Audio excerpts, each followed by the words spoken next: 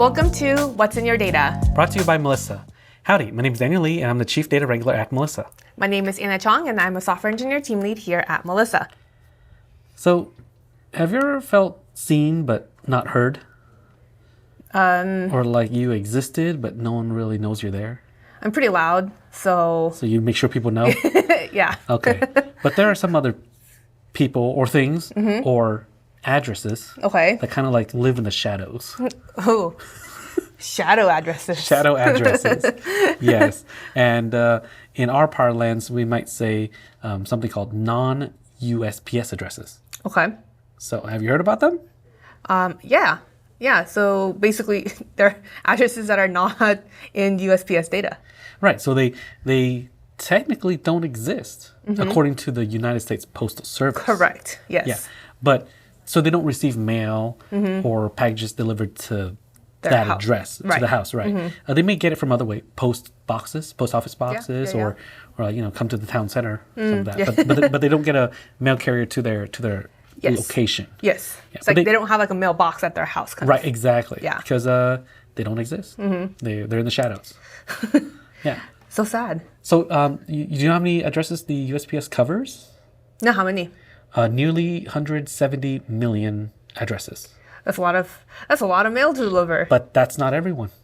The shadow addresses. Yes. How many are in the shadow addresses? About 4.6 million. Okay. Yes. So that's a pretty good chunk. I mean, that's about almost 3%. Yeah.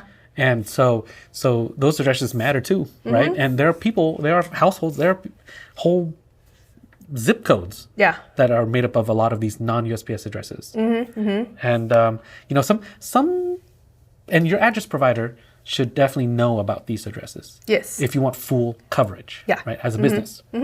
And some providers might inflate the number, but more is not better. Accuracy is better.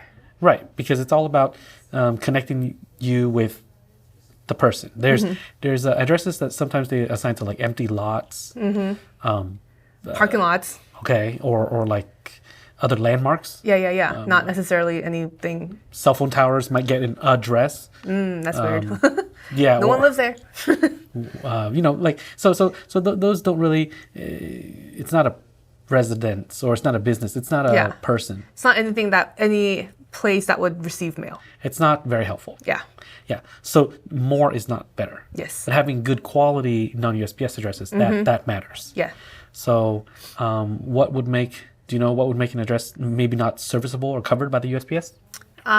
Maybe they're just in a very rural area, right? So USPS is like, we're not going to be delivering mail to that specific area, so you have to come here to pick up your mail, right? Or it's just physically difficult. Yeah. The roads are steep, curvy, windy.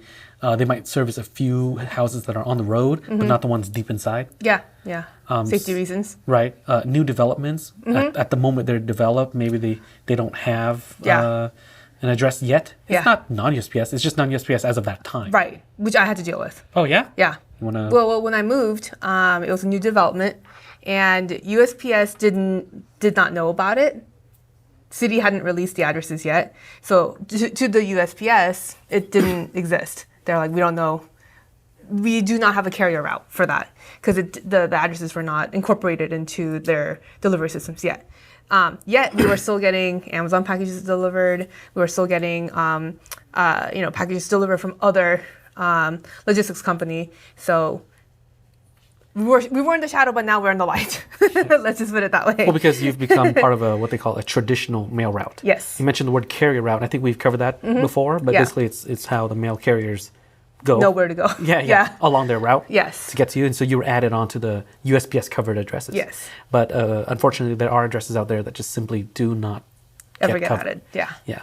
So we have an example. Yes, we do. Yeah. Let's see. Yeah. So we have a map, an image that we can link to for everyone to look at, or you can look it up on our website. Yeah.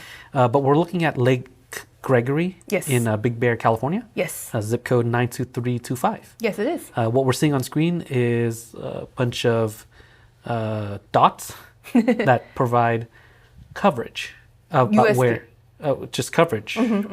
We're not sure yet. So we're about to show a little animation here. Okay. So here's a little, it might be, Yeah. Okay. Okay, so the map just filled in. There was a little slider, and we slid it from left to right, where we revealed more dots. Yes. Now they're blue. Yes. And you would think that the blue dots represent the USPS addresses, but they don't.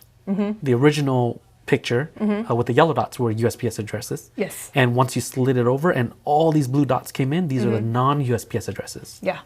So these are real addresses. You'll find cabins. So Lake Gregory's up in the mountains. So there's cabins and other. It's a mountain town. Yeah, yeah. And you'll find real people at all of these dots. Yeah. That are not serviced by the USPS. Yeah, there's nearly 4,000 non-USPS addresses in this area. That's a lot. All those people still need to get mail and everything delivered to them, parcels and whatnot. So can't forget about these people. Well, so like you said, the other logistic companies, carriers, do deliver to them directly to their doorstep using all these addresses that address providers may have. That should have. Right? And so this shows you that we're just talking about how the fact that you can look at a town like around Lake Gregory and how many addresses that are simply not covered by the USPS. Yeah. But they exist. And I mean, this is just one example too. There's a lot of other zip codes out there that have this sort of discrepancy in counts. I guess, do we want to take a look and see how this translates so nationwide? We've been looking at a small area, but we can look at nationwide. Yeah, let's do it. So what are we looking at? We're looking at a picture here.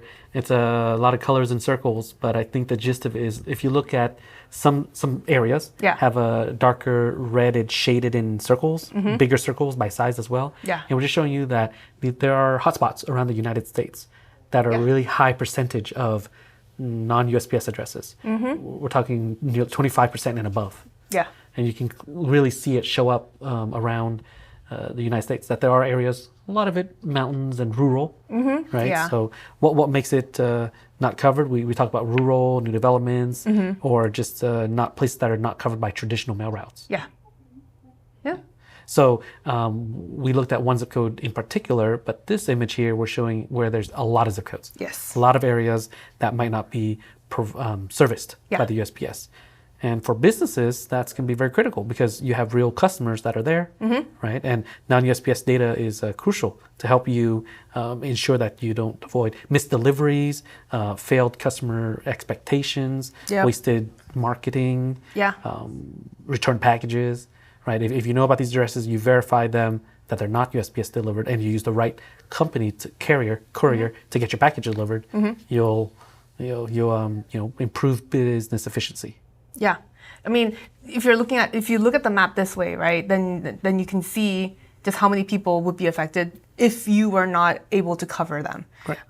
So it doesn't look like a lot when you think about it, but if you look at it like this on the map, it covers a lot of people. And I know you mentioned all the different areas where that could be affected, but we're also talking about like resources to homeowners. Yeah, like utilities. Right, internet. Yeah. Oh, all that. Definitely internet. Yes. Right. If you want to lay a cable line in or utilities, you want to make sure you provide coverage to everyone. Right, not just a certain set. Right. Not just because they were part of the USPS data exactly. Set. Yeah. Yes. They all need internet too. Yes. Nowadays at least. Yeah. Yeah, so address validation is not just about mail, but it's also about identity, access, and connectivity. Yes. Yeah. So I think it's super important to make sure to keep non-USPS data in mind as well. Make sure you're able to, connect with an address provider who can provide you accurate, not just inflated numbers of non-USPS data, so you can get connected to everybody. Yeah. And just like that, we would also like to connect with you. So if you like this type of videos or content, make sure you click like and subscribe so we can notify you when we have new videos, and we can reach out to viewers with similar interests as you. We'd love to hear from you. So email us at podcast@melissa.com. Connect with us on LinkedIn, and all the links we'll add into the description. Yeah. Awesome. Until next time. Stay data curious.